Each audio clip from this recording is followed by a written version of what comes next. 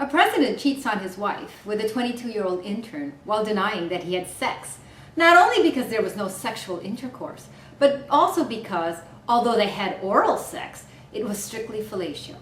As the president famously remarked, "She had sex with me, but I did not have sex with her." The Clinton-Lewinsky scandal is perhaps the most famous sex scandal of all time, not only because it led to the impeachment of President Clinton in 1998. Although he was subsequently acquitted, we should remember that Clinton has been one of only 2 presidents impeached in U.S. history, and the other one, also acquitted, Andrew Johnson, was 130 years earlier in 1868. The Clinton-Lewinsky scandal is also famous because it resonates in the contemporary context. Bill Clinton remains in the public eye, and he remains a popular figure despite the scandal.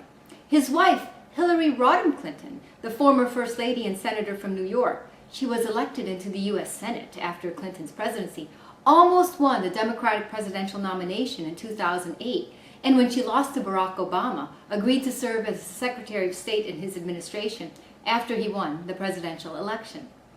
The scandal also has great staying power because the juicy, titillating details are captured in the Starr Report, the independent counsel's complete report to Congress on the investigation of President Clinton.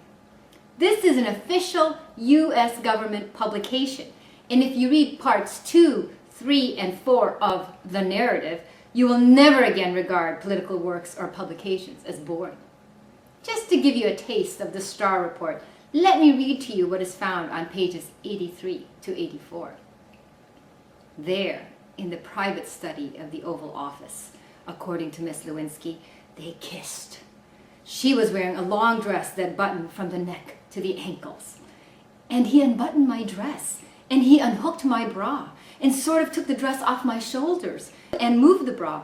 He was looking at me and touching me and telling me how beautiful I was. He touched her breasts with his hands and his mouth and touched her genitals, first through underwear and then directly. She performed oral sex on him.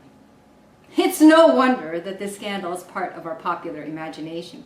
There are, of course, many other political sex scandals, largely in the United States, as well as sex scandals in sports. Think Tiger Woods, entertainment, poor Sandra Bullock, and other areas in the public eye. However, because this is a course in political science, it would seem to make sense that we would focus on political sex scandals. Indeed, you may think this is what this course is about, but it's not. Some political scientists are interested in the study of sex scandals, but not in terms of the sensationalistic coverage as we see in the media. In this module, I've given you a reading from the Journal of Public Affairs, a more academic treatment of political sex scandals. I've also provided you a link that provides a gallery, that is short summaries, of famous political sex scandals in the United States. You may be familiar with some, all, or none of these scandals, but we'll all have a starting point for discussion. The Journal of Public Affairs article focuses only on 3 scandals, and the Clinton-Lewinsky scandal is one of them.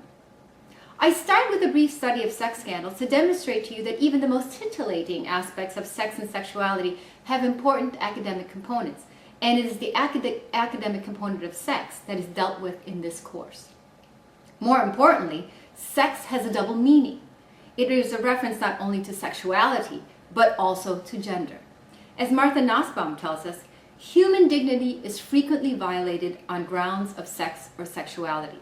Many women all over the world find themselves treated unequally with respect to employment, bodily safety and integrity, basic nutrition and health care, education, and political voice.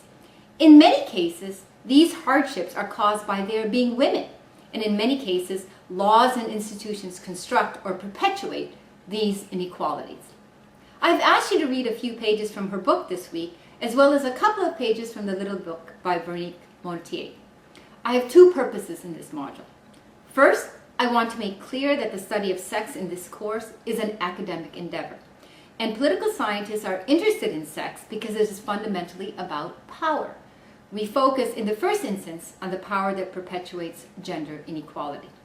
Second, I want you to become comfortable participating in discussions. You will be making and responding to posts, and this is how you will get to know each other. We are not in a classroom. We are not meeting face to face. But there is no reason why we can't create a community, as virtual as it is, because as the weeks progress, and more posts are made and replied to, you will get to know each other. This is a course that thrives on written participation. That is why it represents 40% of your final grade. I'll be reading your posts on a daily basis, and I'll of course pipe in when appropriate, necessary, and/or instructive. There's a saying that I like which captures what I see as your instructor in this course. As the saying goes, unlike lecturers in the classroom, online educators must relinquish the role of sage on the stage and instead embrace being a guide on the side. I'll guide your discussion, realizing in the end that it is your active participation that really matters. Do the readings. Read the framing lecture in this module. Focus on the key questions and participate actively in the discussion. This is the weekly rhythm of our course.